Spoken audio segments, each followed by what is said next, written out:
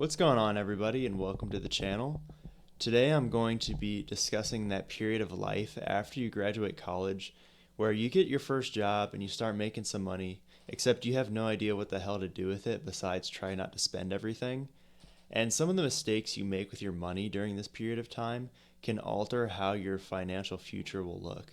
And I know personally, some of the mistakes I've made during this period of time have cost me thousands of dollars and even hundreds of thousands of dollars if you think about returns over time. So today I want to share the top money mistakes to avoid after college to make sure that you're setting yourself up on the right path to financial independence. So the first mistake you're going to want to avoid is not opening a high yield savings account.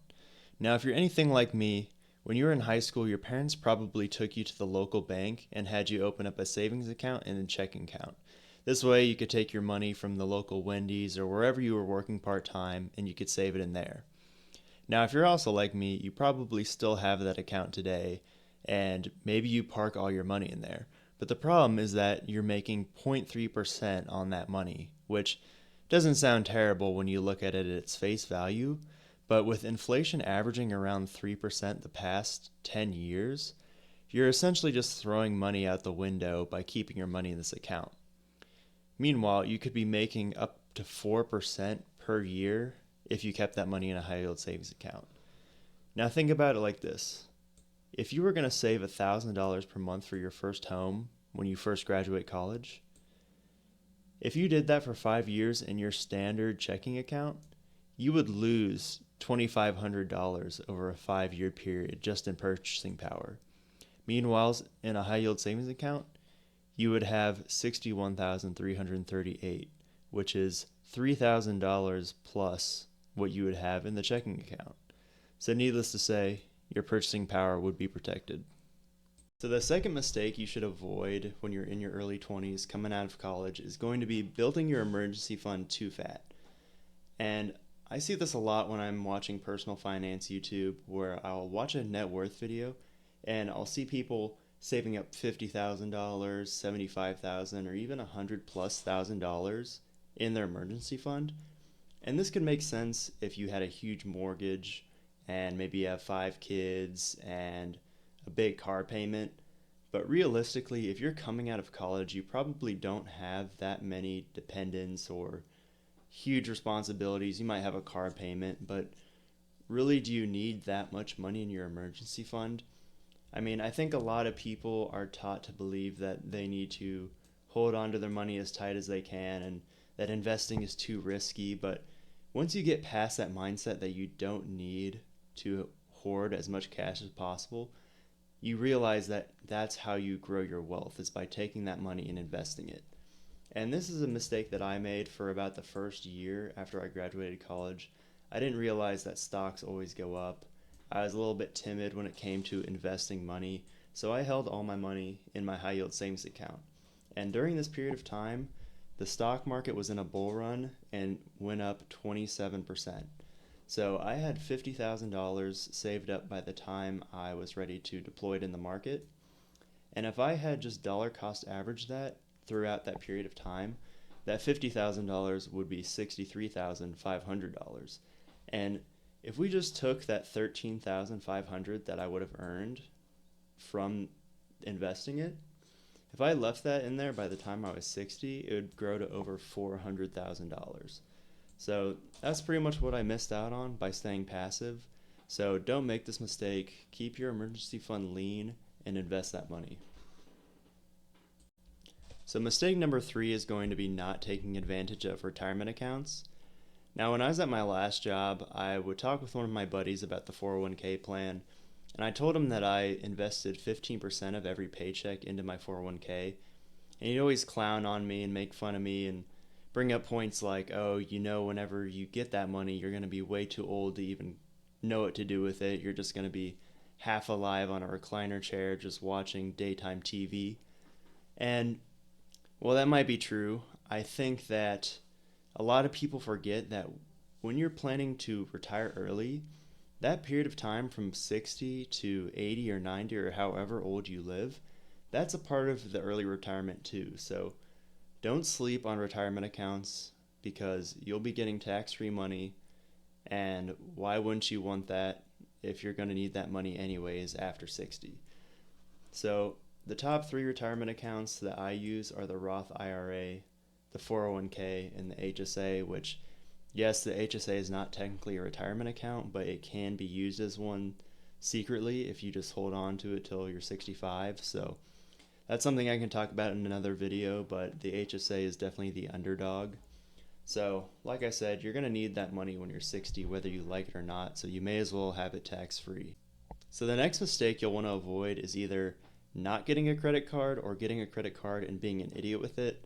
Now, this one is pretty self-explanatory, and you'll hear a lot of personal finance advisors tell you just to avoid credit cards altogether because you'll rack up debt and be in a lifelong trap of doom and despair, just paying off endless debt cycle and credit cards. But if you learn how to responsibly use a credit card, it can be an extremely helpful financial tool for you because you'll be able to get those cashback rewards and travel rewards, which can help you save money down the road. Now, me personally, I enjoy traveling when I can, and it's so nice to know that by using my credit card, I'm essentially helping myself pay for vacations in the future, and then I can take that extra money and invest it or put it towards other things in my life. And for example, credit cards are something I got into maybe a year ago, and in that time I've already racked up enough points without doing anything extra to pretty much pay for an international flight. So if you're not using a credit card already, you should get one and start using it responsibly. That way you can bring up your credit score and also start earning some sweet points. So the fifth mistake that you want to avoid is also probably the most obvious one, and that's inflating your lifestyle, which it may be the most obvious, but this is also probably the most common one, especially when you look at people that have just graduated college and they spent the last 4 years working at the bookstore and using that money to get by and eating ramen every night, just doing whatever they could to scrape together a few dollars.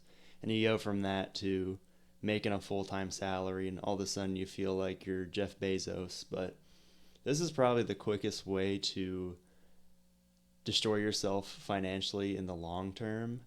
And I've seen this personally with people I graduated with who came out of school making way more money than me, and they went and bought dually trucks, and they go out to eat every single day for lunch and dinner, and it just hurts my heart a little bit knowing what that money could be doing for them in the S&P 500 or an assortment of investments. So I think it's important to evaluate your situation and try and find ways to cut back, and that way you can preserve your wealth. Maybe it's cooking for yourself instead of eating out, or driving a junker, and you could even continue to live with a roommate, which that's something I did for 2 years after I graduated and saved me plenty of money. Try going for a hike instead of hitting the bars, or maybe reading a book from the library rather than paying for 7 different subscriptions. Also, if you haven't Mr. Coffee, which I know you probably have the $15 one from Walmart, you should be using that most of the time instead of a coffee from Starbucks or something. And yeah, I'm not saying you can't enjoy your life, but do everything within reason and just try and save the rest. So for number 6, I'm coming in with a little bit of controversy, and that's that I think you need to avoid having a fear of hard assets like Bitcoin and gold. And the reason I say this is because I see a lot of advice on YouTube where it's always a blanket statement of you need to just invest in the S&P 500, you'll get 7% per year after you adjust for inflation, and that's how you can build your wealth over time. And I think this is true, and I have a lot of the S&P 500 in my portfolio myself. But I also can't help but wonder what's going to happen long term with our government with these unprecedented levels of printing and also spending. I mean, look at the charts and you'll see that it's almost exponential. So I feel like you need to diversify to things that aren't tied to the US dollar. And how do you do this? Well, you go 100% Bitcoin. Now, obviously I'm joking, but I think 2 to 5% won't kill you, and you never know what the upside will be in 20 years, especially if you're younger. I don't feel like there's any good reason to not have some bit of exposure to Bitcoin, especially when the US dollar continues to inflate every single year. Why not have something that is not directly tied to it? So, the final mistake you want to avoid after you graduate college is going to be not leveling up and becoming a lifelong NPC. And the reason I say this is because I went to school for engineering and I pretty much spent all of my time studying or working on projects and homework. And I did that every weeknight and I did it every weekend. And it felt like I never had any time to myself. So whenever I got my 9 to 5, I spent all of my evenings just doom scrolling TikTok and watching Netflix because those were things I never could do before in college. But over time, I've realized how destructive this is and how destructive it could be over the long term.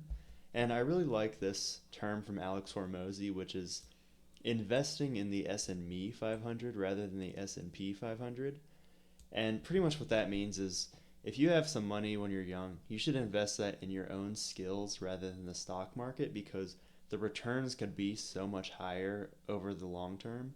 I mean, think about if you spent 1 hour every day just working on some sort of productive skill, like maybe you want to learn how to do marketing or sales, or maybe you're into tech, so you want to learn coding and AI tools.